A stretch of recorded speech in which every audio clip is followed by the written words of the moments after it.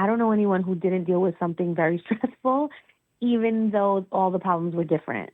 So I think that what people need to know is that you have to imagine like worst case scenario and then 10x that because it's going to stress you out.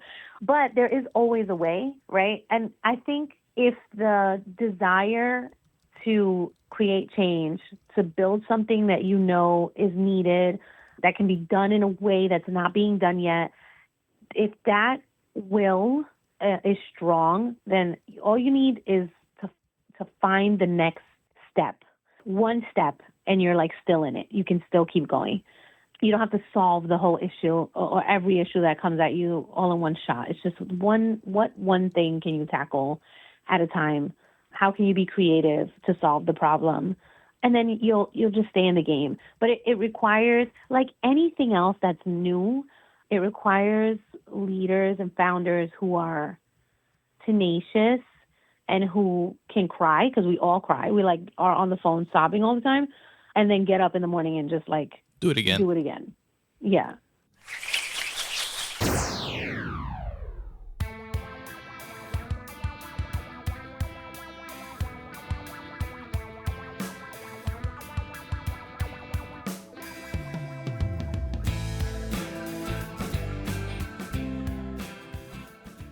What's up, folks? What's going on? Welcome to the Spun Today podcast, the only podcast that is anchored in writing, but unlimited in scope. I'm your host, Tony Ortiz, and I appreciate you listening. This is episode 290 of the Spun Today podcast, and in this episode, I am excited to welcome back Spun Today alum, Amanda Lucas. The last time she was on, we talked about her path as a writer, a teacher, a parent, and since then, she's taken an even bolder leap. She started her very own school, Lucas Literacy Lab. That's what the main focus of today's episode is about. But also between our last episode, which I actually re-released as episode 282 for folks who want to take a listen. But between that last episode and this more recent one, she also put out her first children's book. It's called I Need an Idea, which was illustrated by Michael D. Gregorio. I have it and I read it to my boys and I highly recommend it. It will be linked to in the episode notes for you folks to check out. We spoke a bit about the book as well as her plans for future releases, which sound really exciting. So definitely stick around for that. But going back to the main focus of this episode, hearing the story of how she went from homeschooling her own kids during the pandemic, learning about microschools, to finding a location, to then battling zoning boards and landlords and dealing with the bureaucracy and all the red tape in order to ultimately open Lucas Literacy Lab.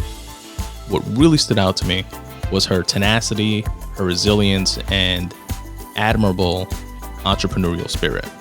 Folks listening to this episode can take a lot away from it in that regard, which can be applied to not only your own entrepreneurial pursuits, but your creative endeavors as well. In this conversation, Amanda opens up about the triumphs and heartbreaks of building something from scratch while juggling parenthood, creativity, and entrepreneurship. So whether you're a teacher, a writer, or just someone that's curious about building your own path, this episode is for you. So definitely stick around for all that good stuff. But first, I wanted to tell you all about a quick way that you can help support this show if you so choose. Your support means a ton, helps keep the lights on here at the proverbial Spun Today studios, and is much appreciated. If you go to spuntoday.com/support, there are a bunch of different ways, including merch and affiliate links that you guys can check out. But here is one of those ways, and then we'll jump right into the episode. Another great way for you to help support the show and also take care of your foundational health is by going to spuntoday.com/support and clicking on my affiliate link for Athletic Greens, aka AG1. One scoop of AG1 in your water helps to fill nutrient gaps, promote gut health, and support whole body vitality. Just one serving delivers a comprehensive blend of 9 products: a multivitamin, minerals, prebiotics, probiotics, adaptogens, and more, all of which work together for the strongest foundation for better health. I personally take AG1 and really appreciate the peace of mind of knowing that my foundational health bases are covered, even when I know I'm not eating as healthily as I should be. Also, by using my affiliate link at spuntoday.com/support, you will get 1 free year of vitamin D3, as well as 5 AG1 travel packs absolutely for free. Again, go to spuntoday.com/support and click on the banner for AG1. What's up, folks? What's going on? We have a special treat for you all today.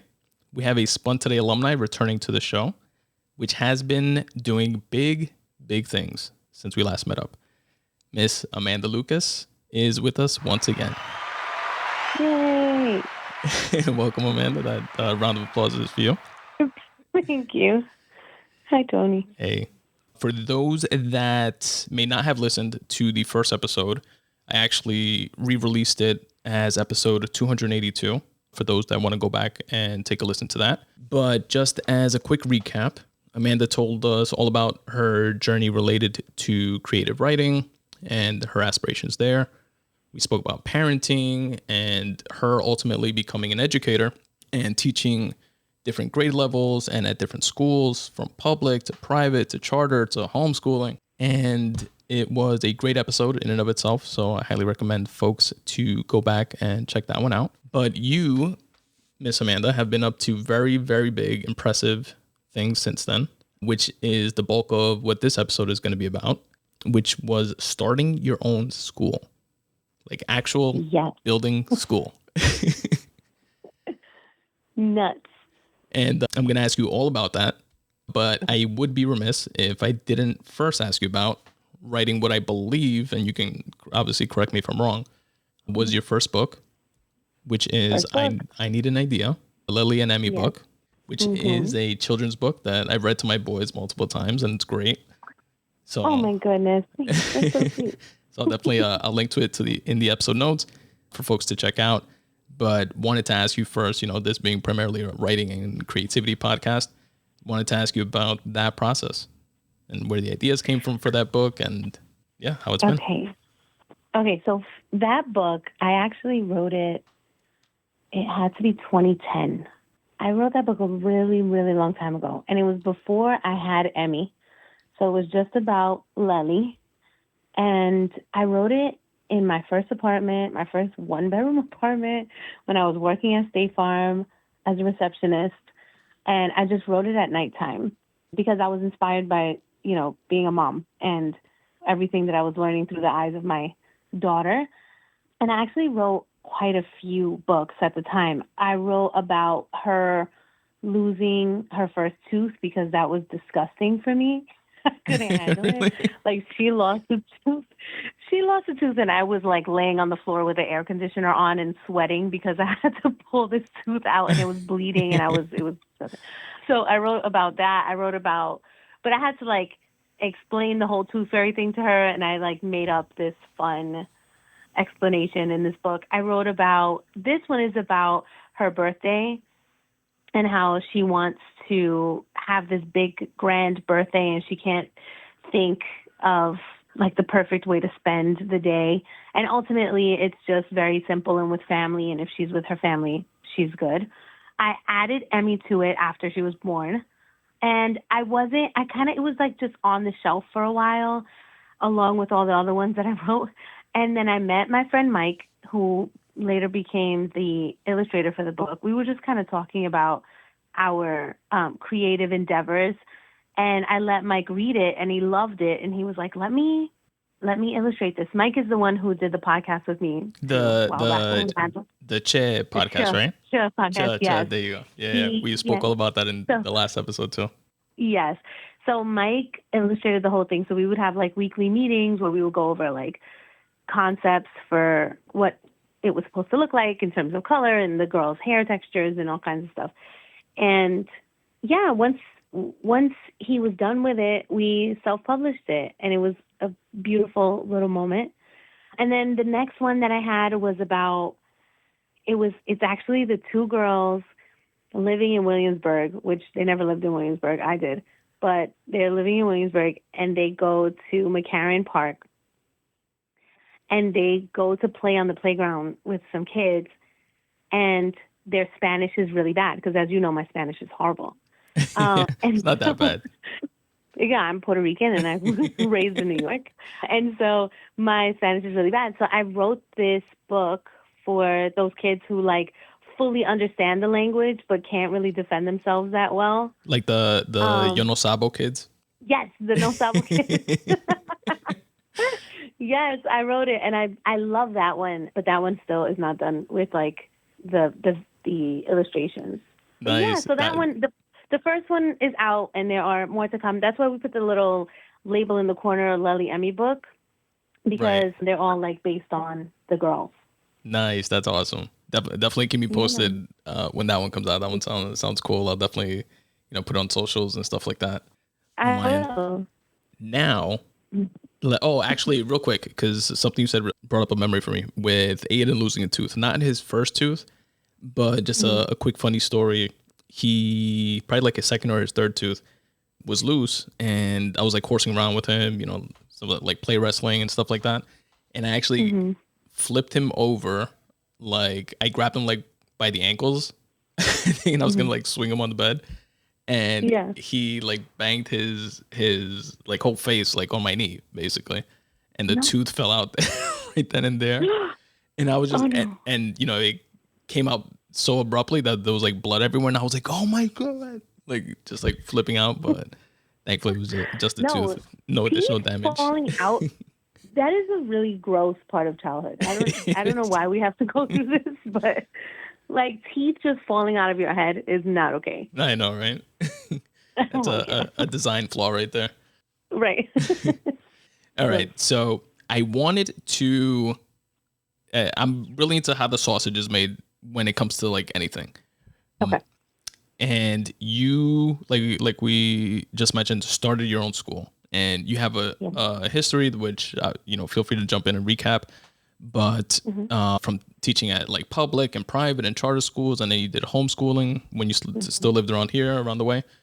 And since you've moved away, you wound up opening your own school.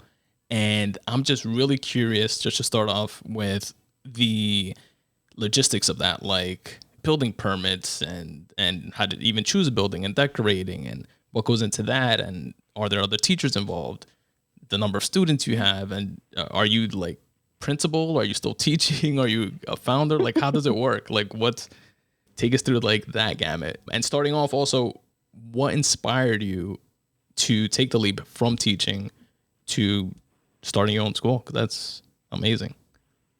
Okay. Wow, that's a lot of questions. Okay, so in terms of who I am in the building, we'll just answer that with I am everyone in the building.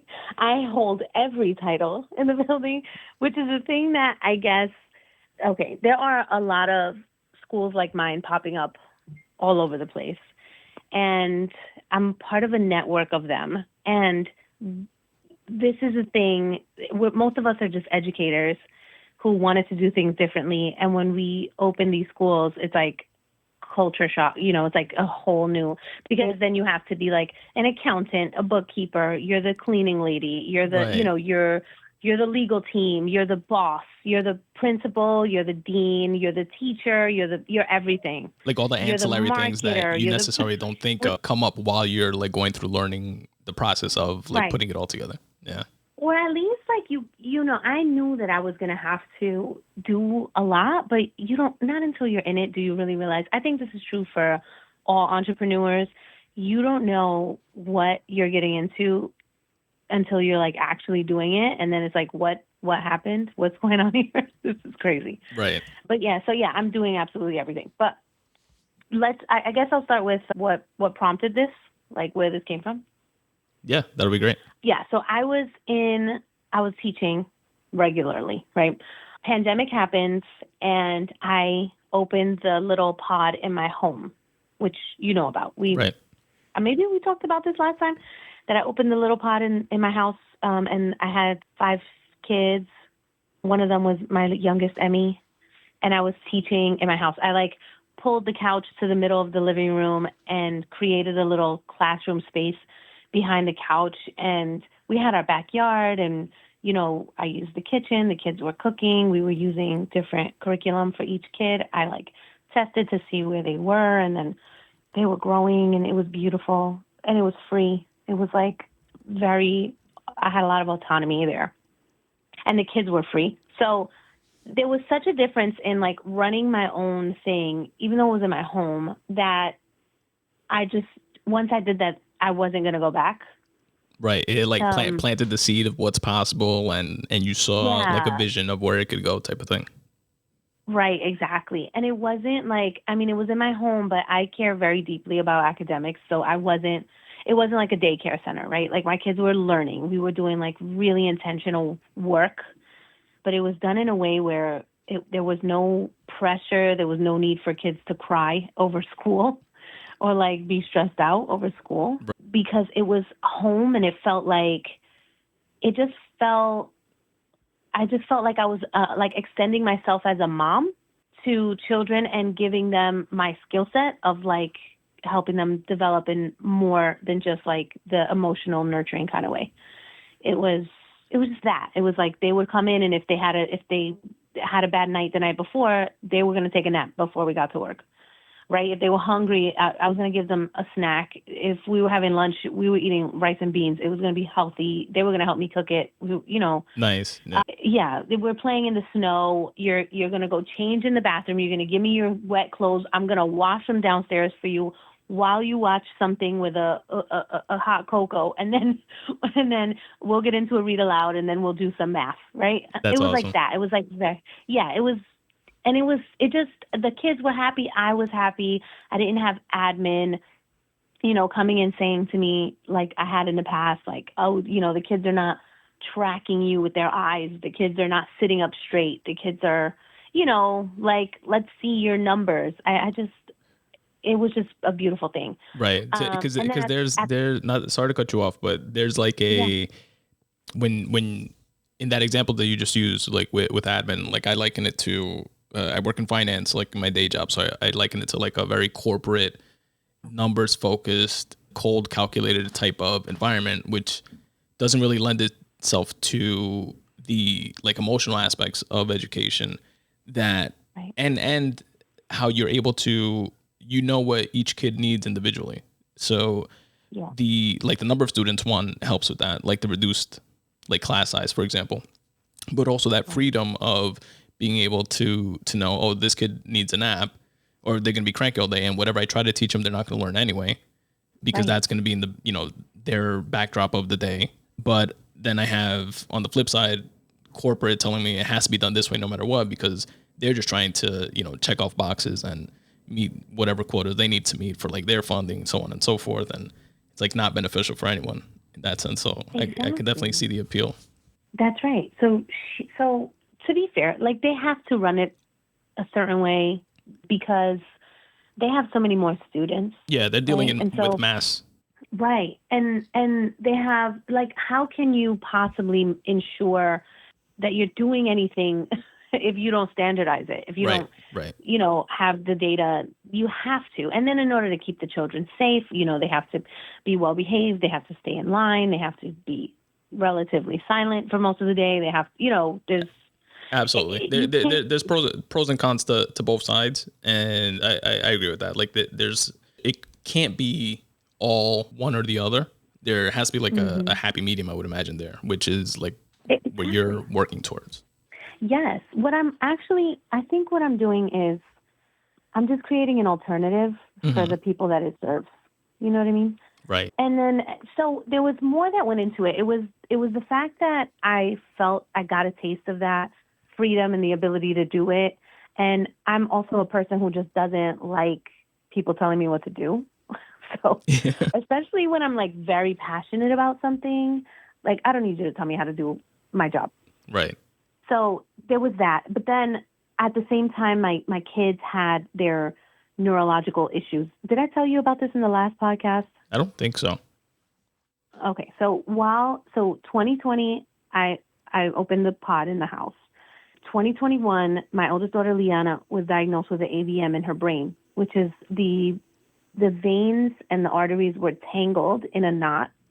Oh, wow. And so, and it was we found out that she had this since 6 months gestation, but it was found accidentally because like she had some like drooping in her eye, and I took her and they just did like a random MRI just to check, and they found that. And so they were like, this can potentially bleed and it can be life-threatening, so we have to do brain surgery. Like an aneurysm type of situation? Yes. Oh, wow. And then a month after, my youngest was diagnosed with epilepsy, childhood epilepsy. So I found out that the little one had epilepsy because I was homeschooling her, and I was noticing regressions. And I was like, what is going on? Things that she could do for years now, like I'm noticing that she's struggling with. So I took her and they did an EEG and they found that she had epilepsy, which was the type of epilepsy that she had was like tiny micro seizures happening every 6 seconds in the brain. Oh, wow. Constant, like nonstop? Yeah. Consistent seizures that would like cause her to like kind of stare off into space. It wasn't grand mal seizures or anything crazy, but it was like tiny little seizures that were like jolting her brain every 6 seconds. And what did you notice in terms of regressions, like you said, that prompted you to even take her to do the EEG? She was showing an inability to, first of all, she was like allergic to doing any sit down work, which she had prior, she was like really excited to do. She would sit down and read with me. She would want to do her writing. She would, and then it turned into like tears anytime that she saw anything, like down to the alphabet. And she was 4 years old, and she would look at it and just start crying. And then she was like kind of staring like blankly for a little while, and she would like forget what we were talking about. And then she was super hyperactive. Like I suspected like ADHD, like super, super hyperactive. Couldn't sit still, was touching everything, like just, Sure. We would sit down to color, and the pencil, the crayon was on the floor constantly. She was like all over the place. And that would have been fine if she had been that way always, but it was like a switch that happened out of nowhere. Right. So like the night and day difference type of thing is what like prompted you. Yeah. So, okay. Right. And it was like I would give her work that, because I always, she knew her alphabet when she was 2. I'm constantly reading with my kids. She was reading very early on. And then I would give her books that she would always, like she knew, and she would cry when she would look at them. Like it was a struggle for her to look at it. So I took her in and they did some testing, and she had this form of epilepsy that was affecting the reading centers of the brain and jolting her brain consistently. So while Liana was dealing with, brain surgery and the recovery that was horrible. It was just the worst time of my life. The little one was also having overnight EEG visits and testing out medications that were not working. And it was just rough. Yeah, I can imagine. Wow. Yeah. So I could not go back to work if I wanted to. Right. It wasn't going to happen. And I didn't want to send the kids back either because they were dealing with things. So like Liana's recovery it's a 3-year recovery from the type of surgery that she had. Oh, and wow. She had to, and it causes all kinds of stuff. The brain surgery is very delicate. And so, she would have like random stroke symptoms where I would have to rush her in, or, like really bad migraines, couldn't look at. She would lose her vision temporarily every now and then, like couldn't hold anything. It was really hard. That's so scary. So, yeah, so I homeschooled them for that reason. I was homeschooling my kids for that year we did the pod in 2020, and then 2021, I homeschooled my kids. And Emmy was I think she was in 1st grade. I'm pretty sure Emmy was in 1st grade and Liana was in 10th. Yeah. And it was a lovely year. Despite all like the hospital things, it was a really beautiful year. Like we took a bunch of trips, and the kids, I was like creating curriculum for Liana. She was for her high school classes. And like for her American history, we did a whole unit on Puerto Rico, which was really awesome. She would not have gotten that in public school. Right. Yeah. And we did I outsourced her math because I wasn't going to teach her like high school level math and like chemistry. that kind of thing. But I homeschooled them, and it was a wonderful year. By the end of the year, Liana was well enough to go back to school, and she wanted to go back to school. She was going into 11th grade. She probably missed like the social dynamics of high school, She wanted like that type of thing. Yeah, she wanted to do graduation and prom and all that stuff. Mm-hmm. So we were like, okay, we had moved to New Jersey that year. Can I ask you real quick before we move on from there? Because I'm just curious about when you say like you create the curriculum and you did the homeschooling. Like in my mind, I'm like, wait, you have to teach both? Because I'm just coming from my experience of like public school. So, different kids, different grades, different teachers, stuff like that. How do you, as one educator, how does it work to teach a first grader and a 10th grader?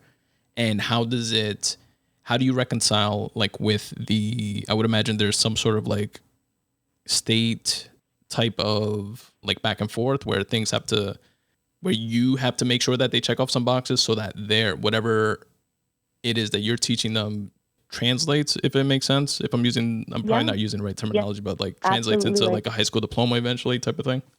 Yes. So in New York, different states have different rules when it comes to homeschool. New Jersey is one of the most lenient, and New York is one of the most restrictive. So starting in New York really served me because New York has so many requirements that it helped keep me on track, but also it helped with the transition when we moved here. So first of all, I had to send in a letter of intent to the school district to let them know that I was pulling them and I was homeschooling them. Then I had to complete what's called an IHIP. It's an individualized home instructional plan.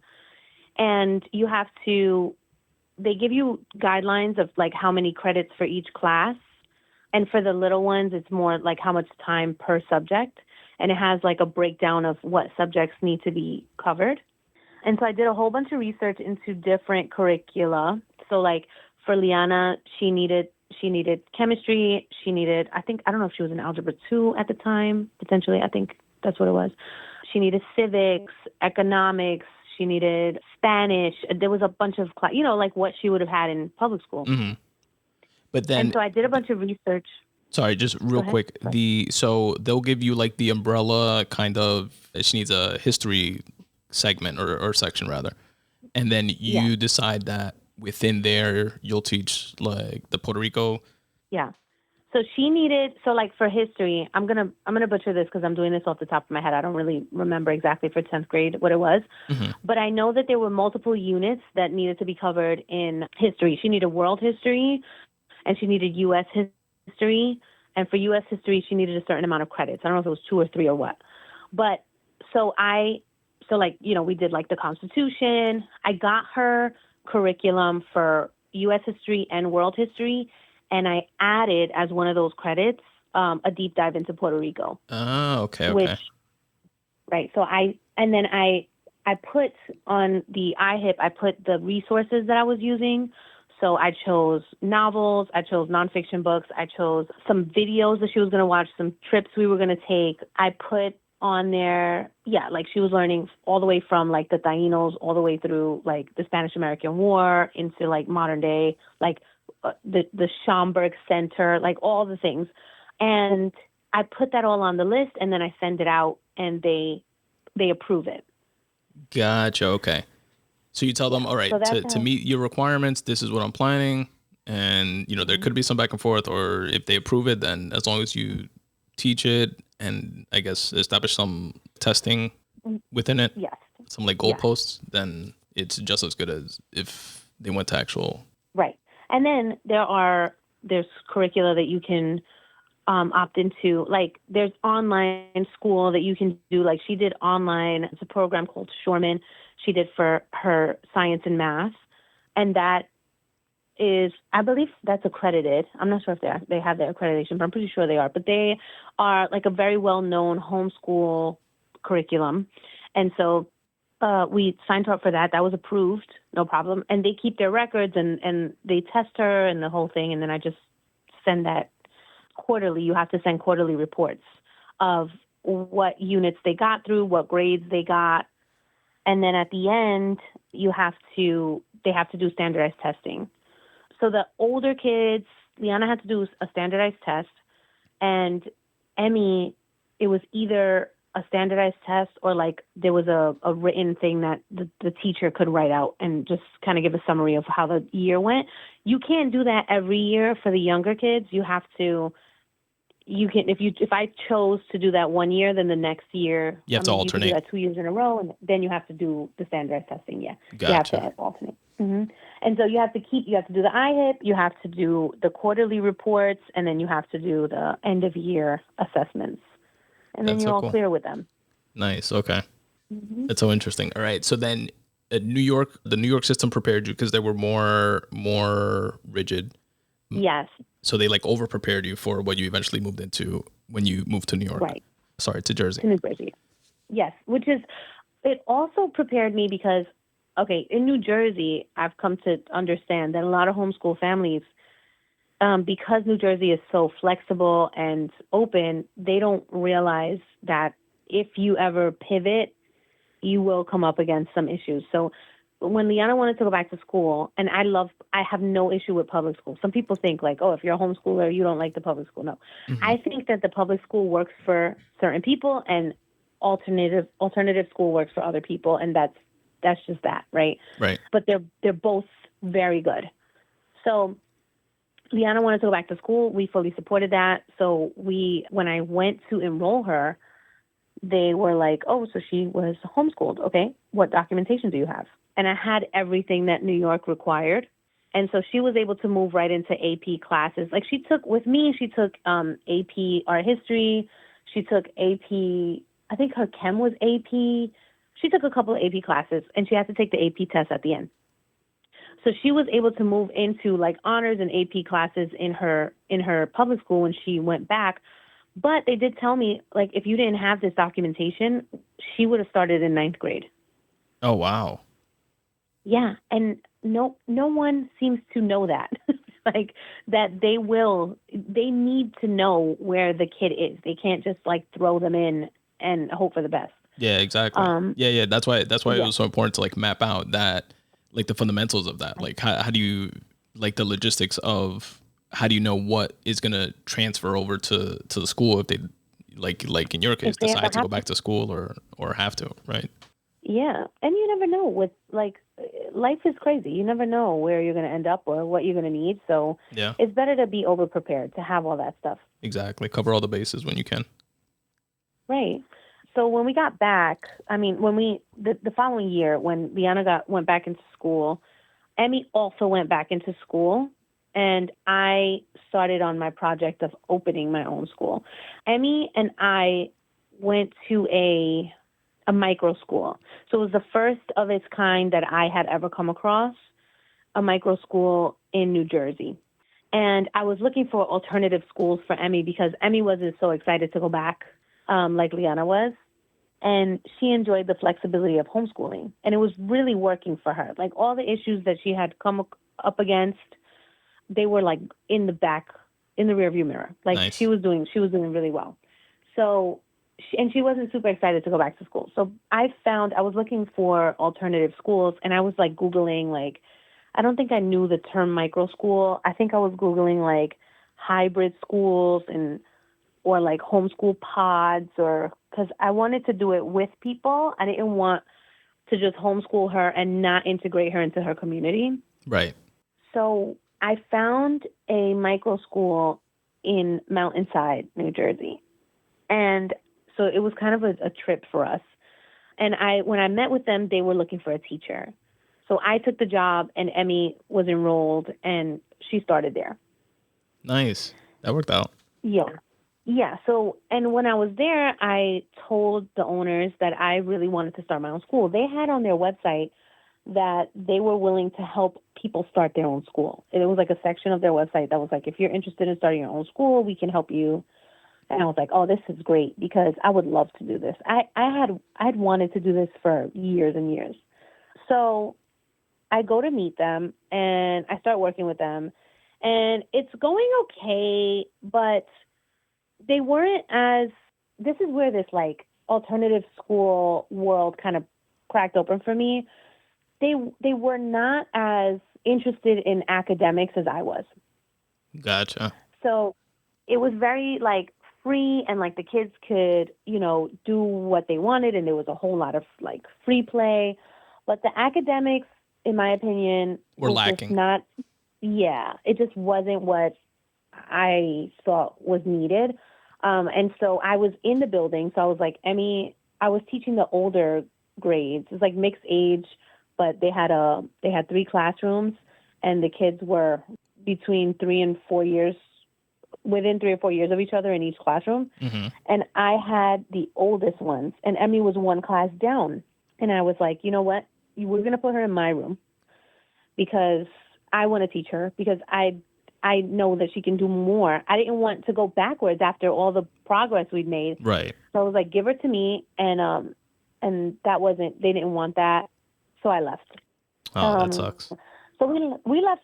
Yeah, we left. But what I found out was that they were part of this network of microschools called KaiPod. And KaiPod is a network of microschools that has 19 of their own schools. And then they also have a Catalyst program for people who are interested in starting their own schools.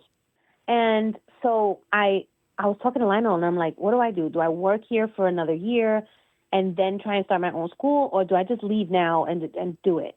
And he was like, let me walk the dog, and I'll come back and tell you. He took pondered a walk it over. and came back and was like, do it. Right? Nice. He was like, let's just do it. Like, what are you waiting for? Like, you have your concept, you know what you want to do. You basically did it before. Like, let's just do it. Right.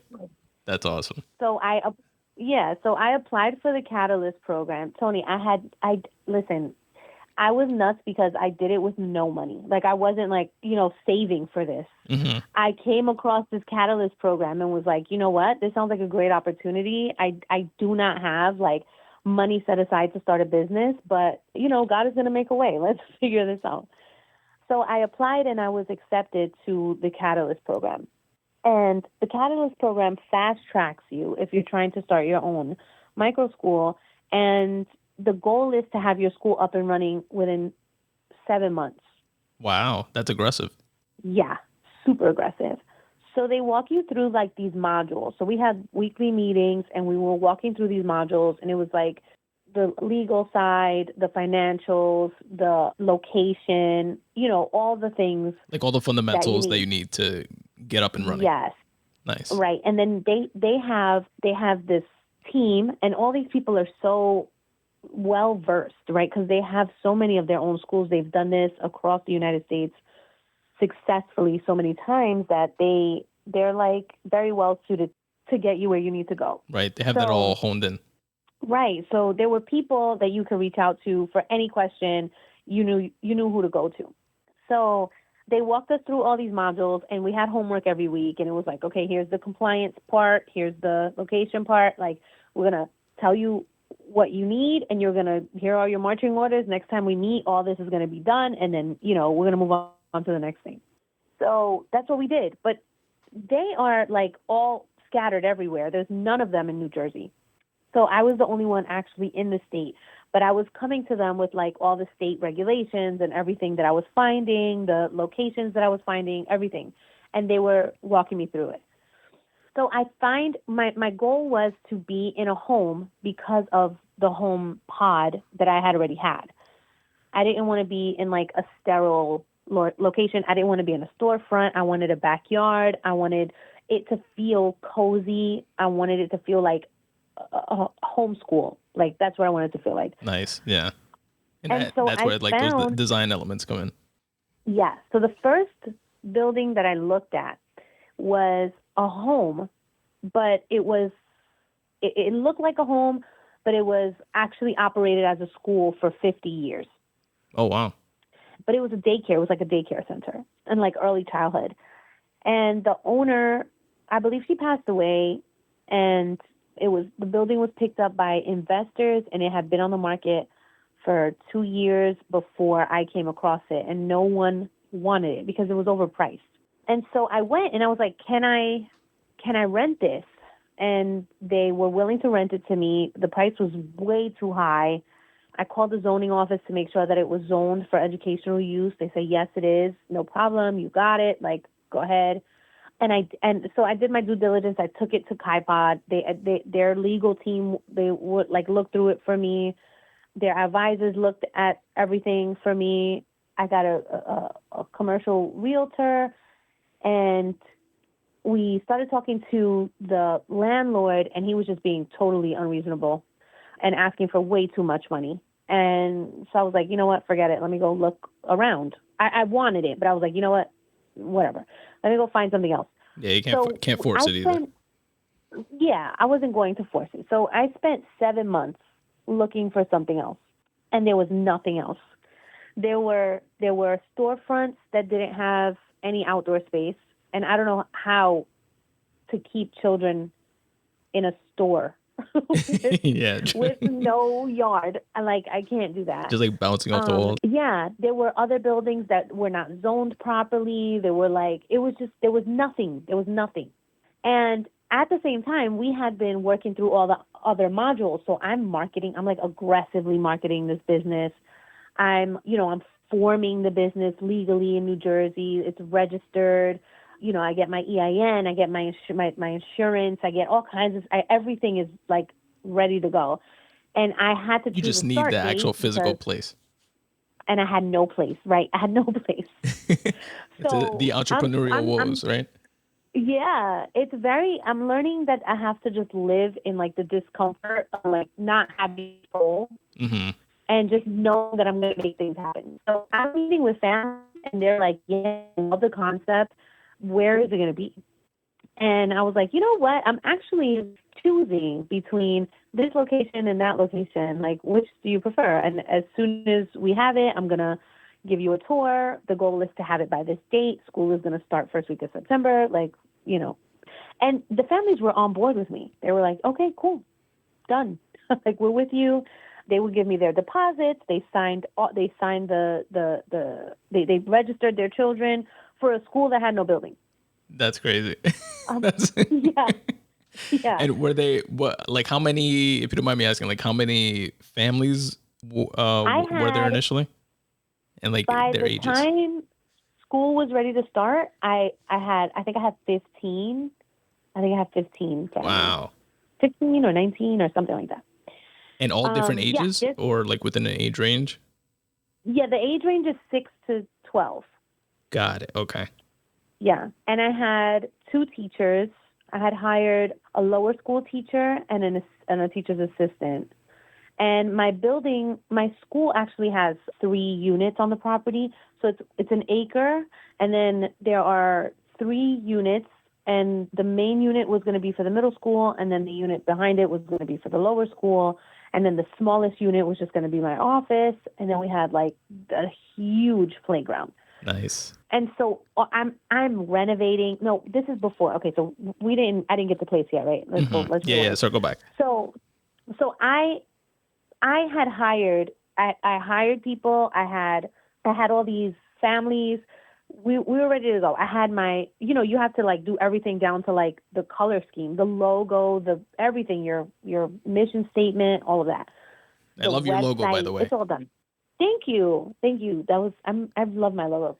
And the alliteration of the name, the Lucas Literacy Lab. Literacy Lab. Yeah. Yeah. Thank you. Yeah, so I did all of that, and then I started to feel the pressure, like, okay, I have to settle on a spot because school is going to start, and we got to, like, get this going. So I go back to them, because the original building, because it's still on the market, nobody wants it. So you have a little bit more negotiating leverage now, because it's been 7 months and still sitting on the market. They're not making money off of it, so. Right, exactly.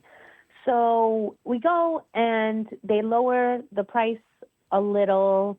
There's still a whole lot of negotiating that needs to get done. My lawyer and their lawyer, they're going back and forth a million times. And then finally I get a version of this lease that I send over to everyone I know. And I'm like, tell me, what do you think? And they're like, okay, this seems good. Like, you got it. You can do it now.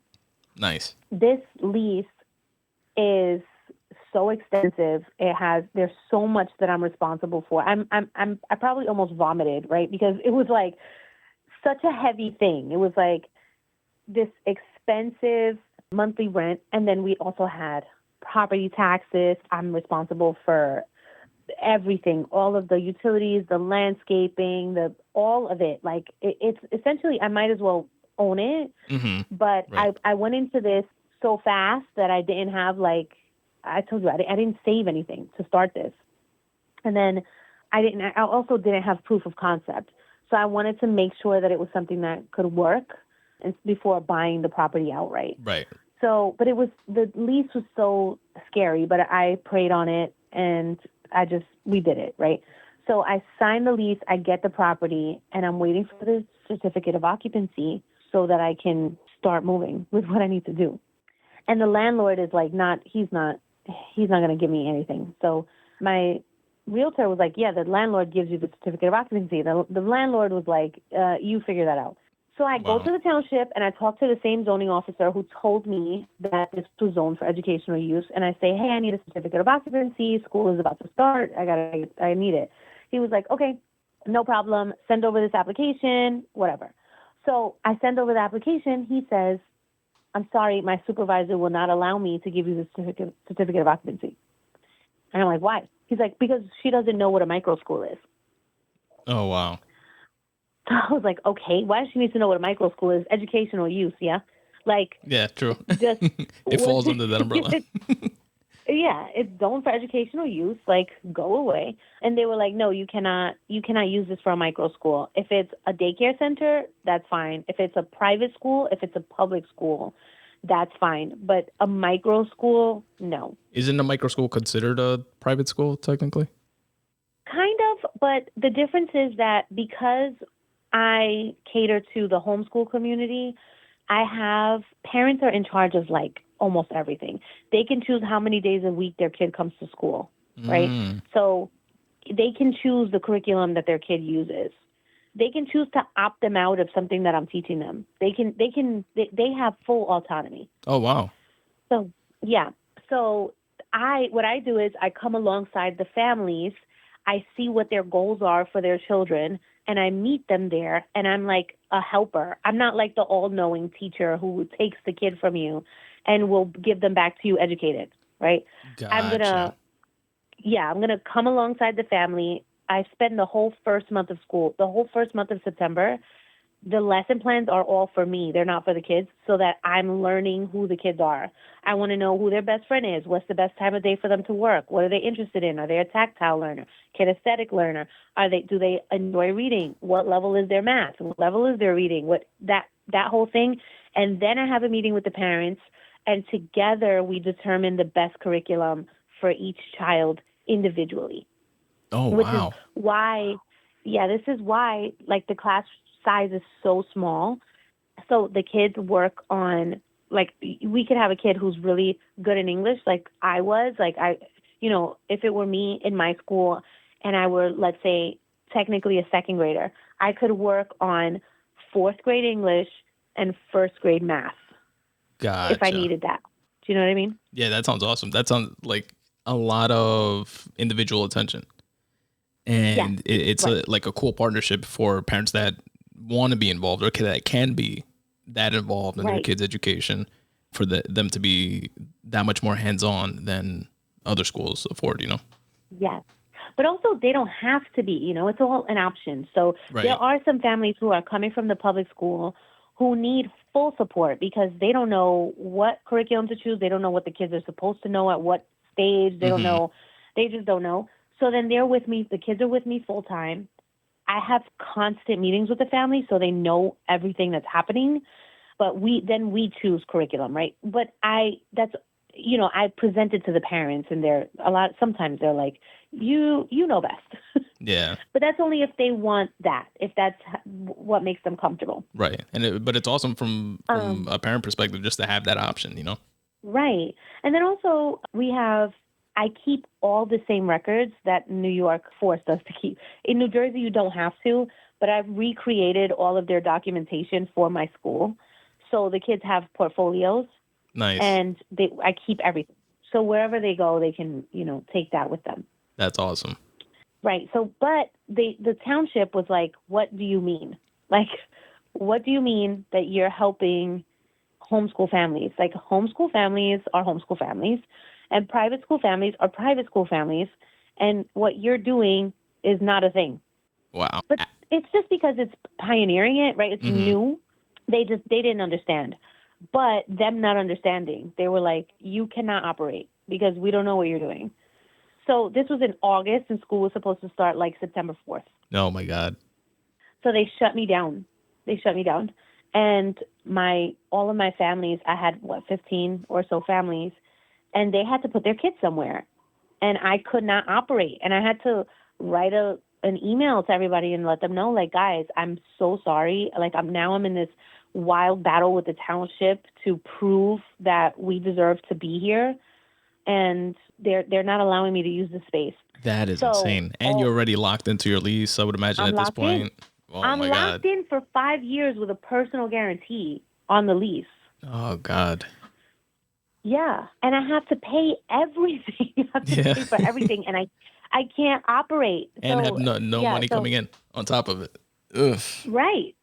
Yeah, it was when I tell you that I did not sleep, I didn't sleep. There was so much crying that happened. I'm anxious just hearing the story right now. Yeah, so what did I do first? I wrote this letter to my families, and most of them left. Most of them were like, sorry, you're wonderful. My kid needs to be in school. Right. I couldn't give them a start date. I was like, you know what? We'll start September 25th, because I think September 25th, by then, I'll have something figured out. I had no idea what I was going to do, but I was like, I'll figure it out. Everyone except 3 children left. And then the 3 children who stayed, one family offered me their homeschool room in their home. Wow. And they were like, just come to our home and operate here while you figure it out, because we want our kids to have this option. That's amazing. That's a godsend right there. Yeah, they allowed the other students to come, and we met in the homeschool room. I didn't do it every day because that would be OD. So there were some days where we met in the library, but we were operating out of a library and someone's homeschool room for a long time. And then while we were doing that, I was still marketing and I was still growing. I had families reaching out and being like, where are you? Like, tell me what's going on. And I would tell them, like, currently we meet on these days in this home, and then on these other days we're at this library. And they were like, all right, sign me up. Wow. And they were sending the kids to meet us. And then some families who had left went to other schools and were like, no, this is just not it. We want them to be with you. So I got some of them back, this is still with no building. You know what's crazy? When one day when there's like Lucas literacy labs all across the country, this is gonna be like the illest origin story. Like all these like trials and tribulations. This is so cool. I hope so. But yeah, so we're just like a traveling, nomadic, homeless band of people, and it was terrible. But we had fun. Like we did like Halloween together. It was like we had a whole Halloween party. We did everything, like really fun stuff. We would take hikes in the morning, and there was a park behind the library, and we would go like take a hike and then come back to the library. And we made it work. Nice. I was carrying huge duffel bags with everybody's curriculum and all my supplies. I was just traveling around New Jersey with all this stuff. And in the meantime, I'm like still having meetings. I'm still like reaching out to people. I reached out to like every politician in New Jersey that I could think of. I got in contact with this one councilman who was like, I got you. I'm going to help you out. And I was working a second job, tutoring online until 10 p.m. every day and all day on Saturday. Oh, wow. So that I could keep up with the bills. Right. So that's part of that bootstrapping, entrepreneurial, figuring it out type of thing. Yeah. So I would like go run my school out of wherever, whatever was open to me. And then I would come home and work until 10 o'clock and then still like try and make it to these meetings and fight for my space. And so the councilman, after lots and lots of meetings and emails and reaching out to everybody and including like the media and everything, he got me a meeting there was the township business administrator, the township attorney, the town, like the fire marshal, the zoning officer, his supervisor, and me and the councilman. I had no lawyer. I couldn't afford a lawyer. I didn't have anybody there with me. So I was just there with all these people. And they spoke at me for like an hour. They were like, "You are not a school. We don't know what you're talking about. These are our regulations." Mind you, I had combed through their regulations well before I even considered like starting this, because it was something that KaiPod had made me do. So I combed through it with my cohort of founders, and I also combed through it with the advisors at KaiPod well before any of this. So I knew like everything that was needed, and I knew that I met the criteria. So I just let them talk. They were talking. They were like, "No, this is the definition of a public school. This is the definition of a private school. You are none. You do not qualify." And in their paperwork, it said that building could operate as a child care center. And the child care center was for children 6 to 12, and it had to be a drop-off service, and it had to be for at least 6 hours a day. And I'm like, okay, this is what, look at, these are all of your rules for a child care center. Call me a child care center if you want to. If you don't know the term microschool, then call me a child care center, because I qualify, and that is a qualifying use. And the township attorney says, "I understand what you're doing. My wife homeschools our children, and she does this, and they just call it a co-op, and they like meet in the basements of churches for free. But you are doing it differently. You're like, you want to rent a space to do it." Now, what I do is not a co-op, because co-ops are like all the parents kind of take ownership, and they each teach a different thing, right? It's like a group of parents, and like one mom will teach science and the other will teach Spanish, and it's like a group of parents kind of like homeschooling together type of thing, like banding together to homeschool. Right. Gotcha. It's not what I'm doing, but I was like, okay, you kind of get it. Right. At least he's trending in the right direction. Yes. So because he understood, he was like, okay, we're going to give you use approval for the space, but not the whole space, just the first building. And he says that, and the township, the zoning officer, supervisor, starts frantically going through the papers that are in front of her, and she's like, "No, but they can't, because the codes changed, and their driveway is supposed to be 5 feet from the building next to it, and it's 3 feet, and that changed 5 years ago, and so she can't, like, no, she was just trying so hard." She had it in for you. Yeah. And him and the fire marshal, they were like, "Okay, you're like, fine, lady. It's been like you're so ODing long right of now. you fighting. Yeah, just go on. Just go ahead. Go run your school." And so I took my kids, and we got into the building, and it was so cute. Like, I had already had it set up, and that was another huge expense. I was like getting stuff from Facebook Marketplace, and like finding grants and all kinds of stuff to get it furnished. And so it was ready to go, but there were certain things that, like, once the kids got in there, they wanted to change. Like, I had like the podcasting room, and none of my kids cared at all about the podcasting room. They didn't want that. So, like, okay, like, we did a podcasting unit, and they were like, "No, not for me." So I was like, all right. They wanted like an art room, so I was like, okay, what do you think? Also, the township told me that my soundproof paneling was illegal. So, yeah, so I had to pull down all the paneling. They were like, I said to the kids, "What do you want to do?" And they were like, they wanted a chalkboard wall there. So the kids literally like sanded and painted the wall themselves, because that's what they wanted there. It was cool. Yeah. So then, now we're in the building. And so so this is past the September date, obviously. So after the nomadic experience of like teaching all over the place, like what month are we in for that first year? By the time you guys actually got in January. Wow. Yeah. January.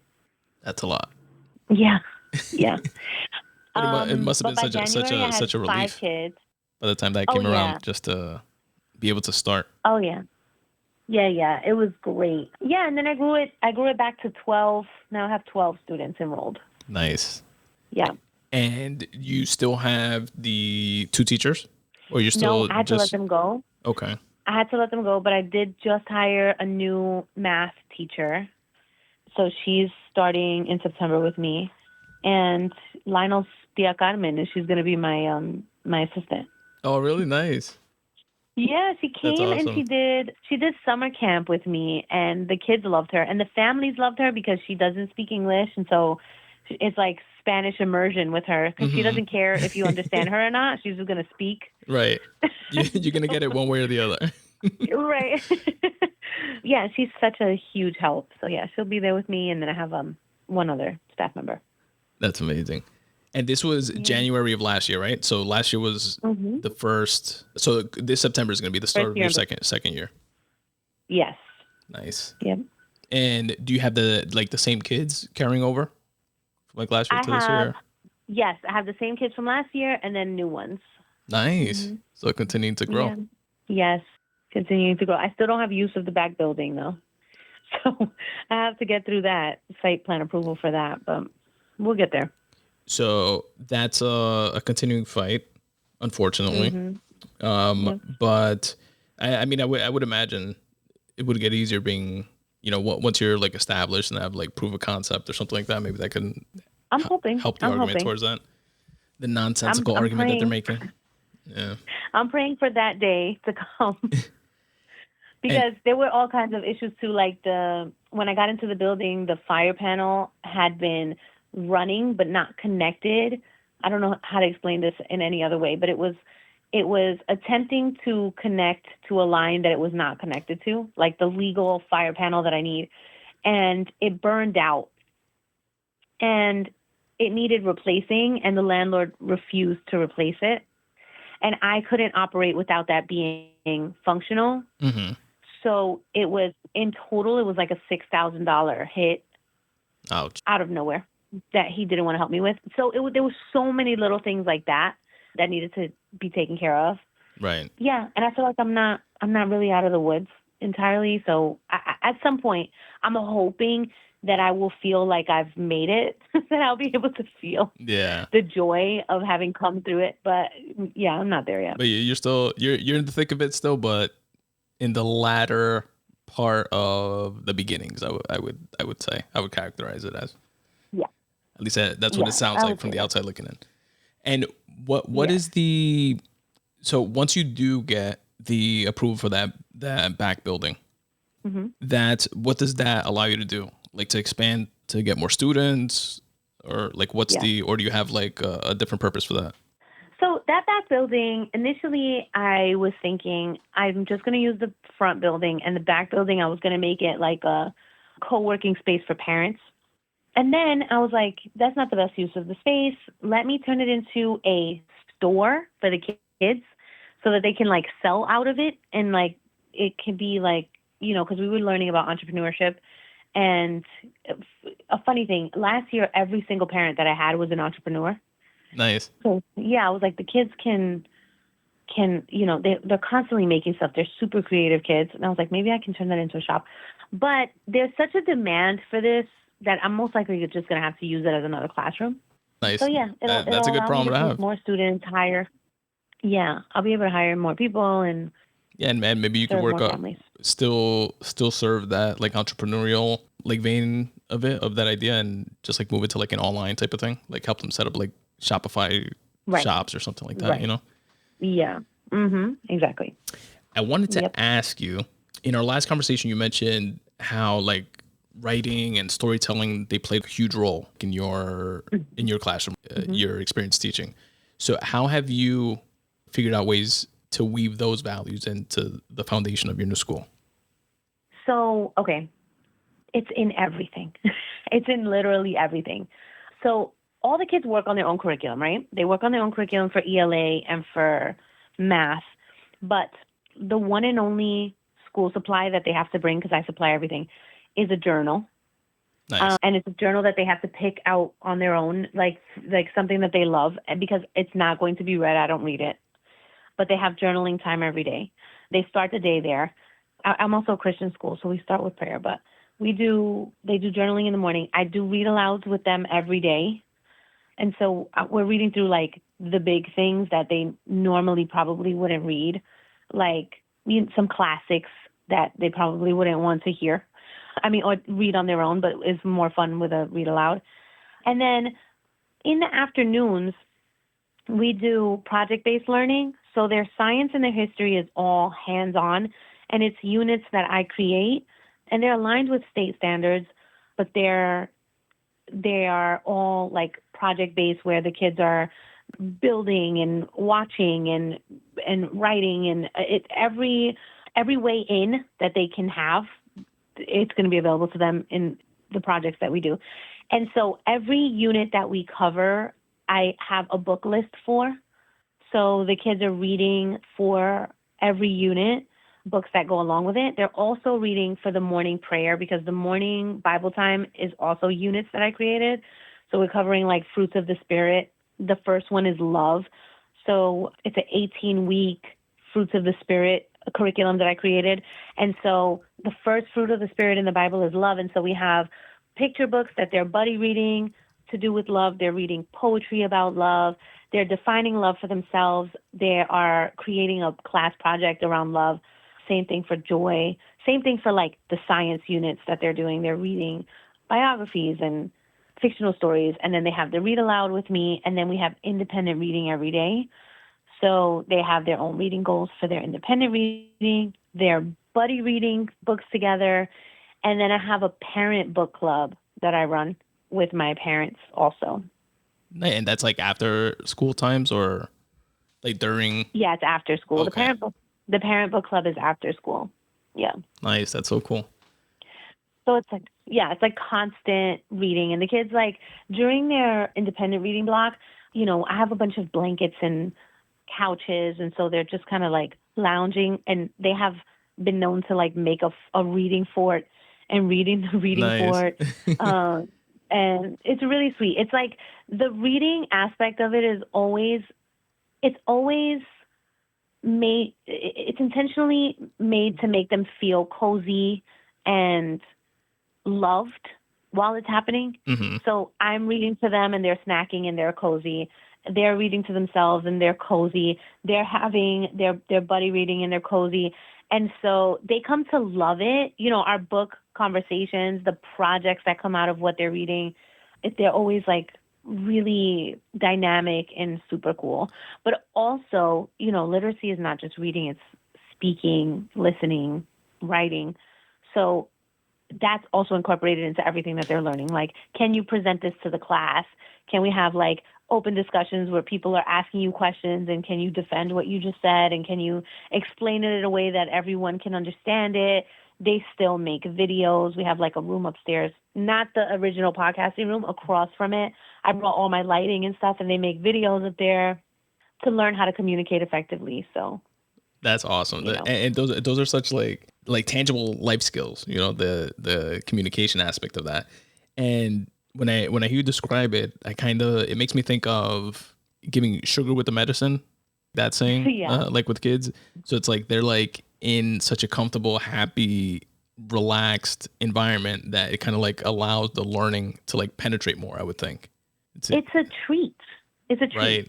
Like reading time is a treat. I've asked all my kids, I'm constantly asking them, like, how do you feel? Tell me what you like. Tell me what you don't like, and all of them say that their favorite part is independent reading, which is awesome. Surprising because like the hands-on aspect of in the afternoon, like the enrichment block of the day, is so dynamic and fun. Like they make huge messes. They're like building stuff and painting, and they're like, it's so dynamic, and they really like the independent reading where they're just laying down quietly with the lights off and reading.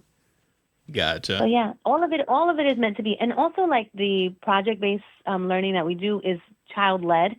So they choose what they want to learn about. And then it's up to me to make sure that it's like dynamic and that they're getting everything that they need to know. How do you learn? How do you research? Where do you find answers to the questions? How do you ask questions? What do you want to know? What more can we learn? How else can we research this? Who can we ask? Who can we visit? So yeah, but they get to say like, I'm really into literally anything. and then we'll build a unit around it. That's super cool. Something like that reinforces their, again, going back to like actual tangible life lessons, that type of opportunity within their, have a stake within their learning process, not to just be takers of the process, reinforces their like leadership and growth. And that sounds awesome. Yeah, it's different from, when you're in other settings, sometimes like the kids will be like, what do I need to know to pass the test? Exactly. And here it's like, no, what do you want to know and how are we going to figure that out? What questions do you, I'm not telling you anything. I'm just asking you.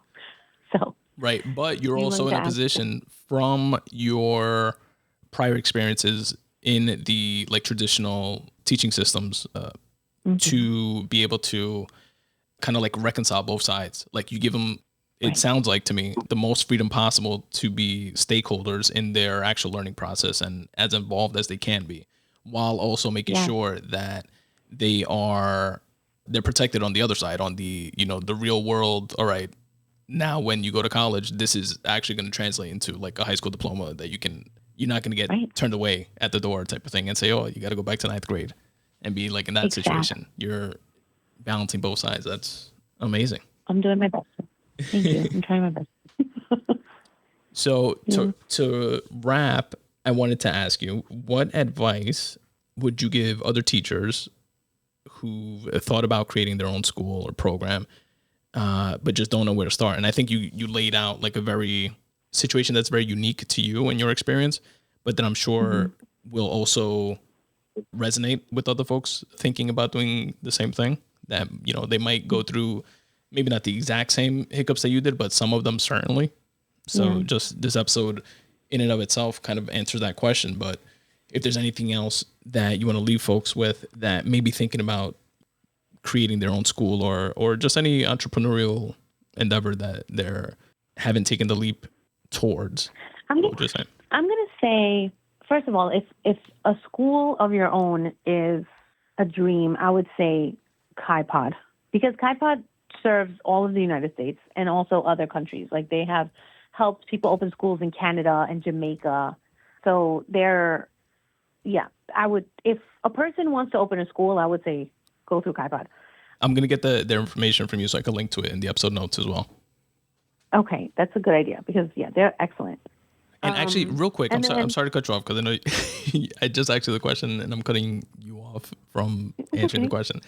But just because I forgot to ask this earlier, with everything that KaiPod helped with, like you said, like their legal team, the marketing, like everything that you went through with them, is that like a pay-as-you-go type of service? Do they have like a stake in the school type of thing?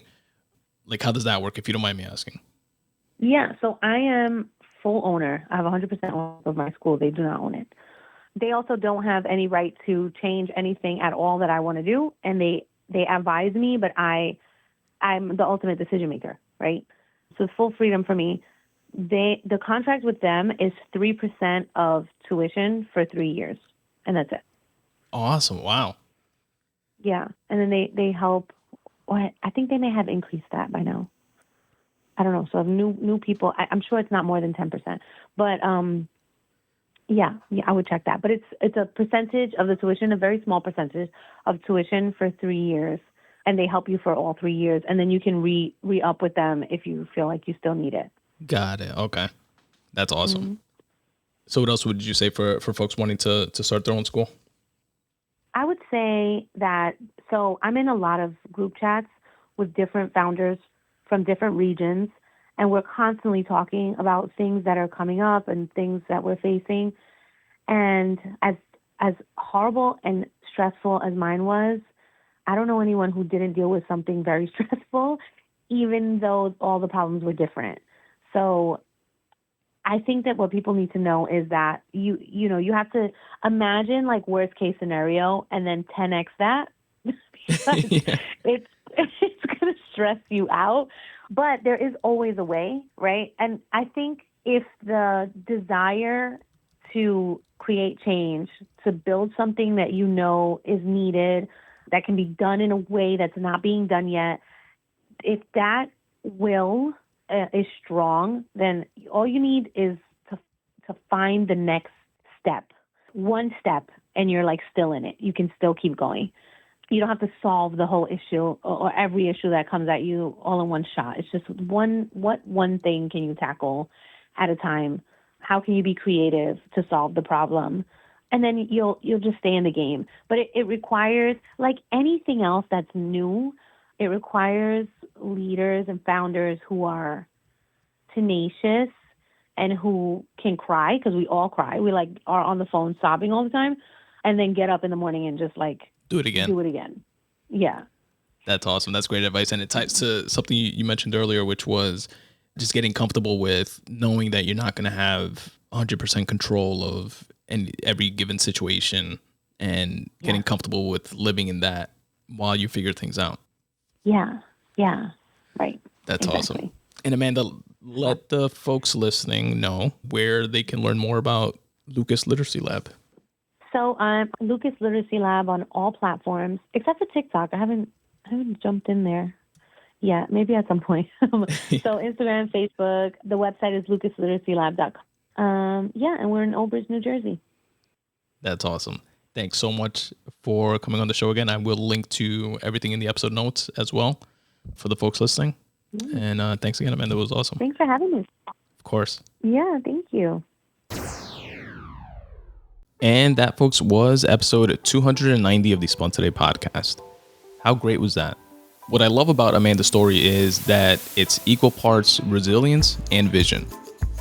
She started with that little teaching pod in her living room, faced every obstacle imaginable, especially that pretty unique nomadic teaching period that she experienced, and still managed to open up a school that reflects her values as an educator and as a parent.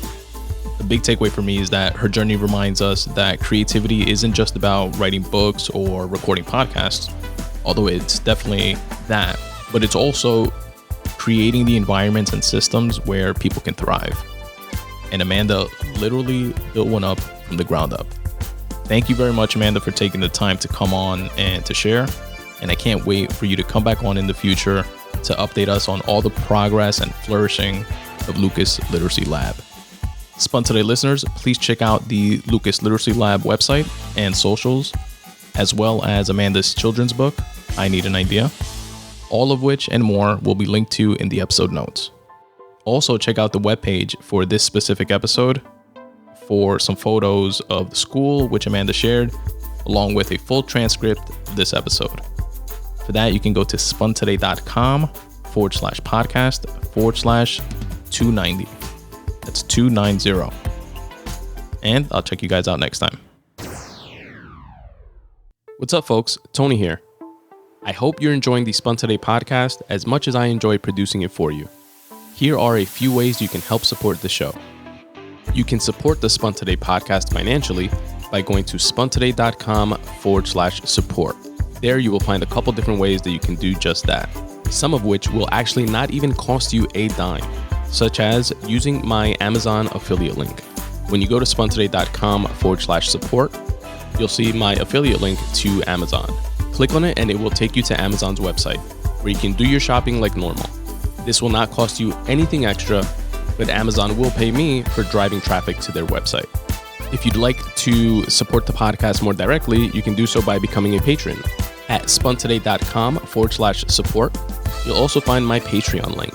This is where creators such as myself can be paid directly by patrons like you. You can either make a one-time donation or schedule recurring donations if you so choose. There are also different tiers of support, and depending on which you decide to go with, you'll also receive some perks in return, such as early access to content, free digital copies of my books, free bookmarks, etc.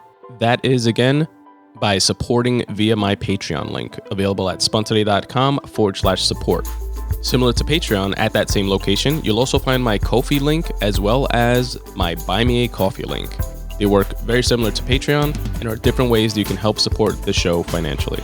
And last but certainly not least, you have the good old-fashioned PayPal donation button.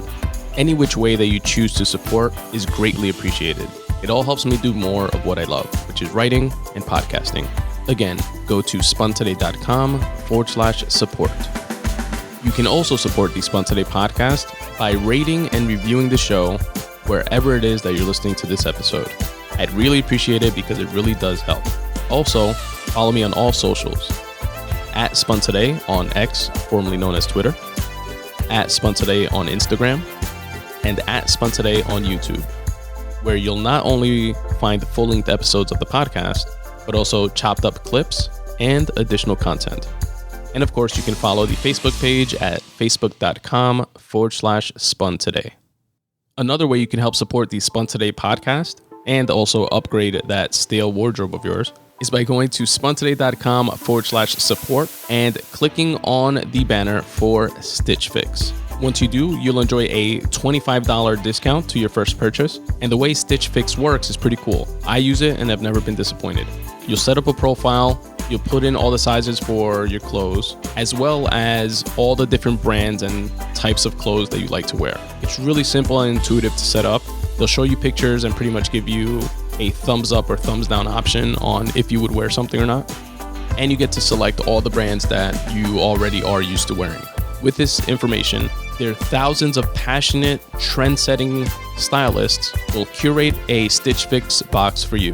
They'll send you 5 items that you get to preview before they mail it to you, and you'll get to select based on the image if you like it or not. If not, they'll replace it with something else, and if so, they'll mail it to you absolutely for free. You can try everything on, and you have a few days to send everything back or keep the stuff that you want to keep.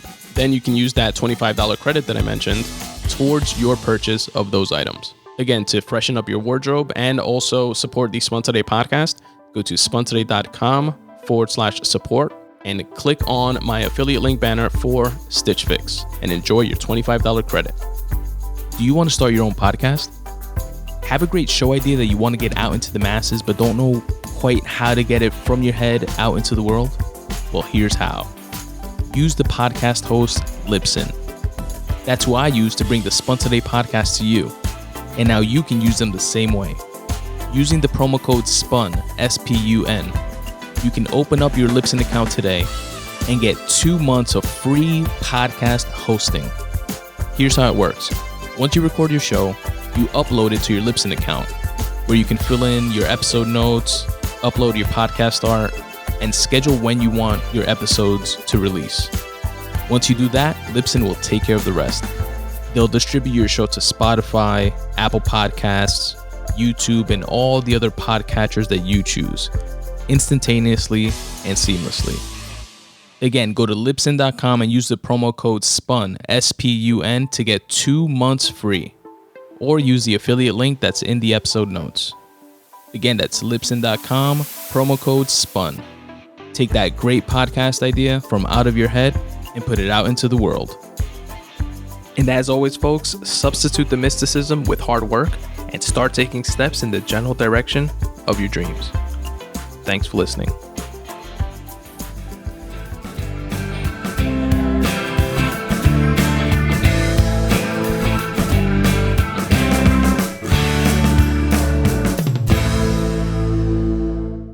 I love you, Aiden.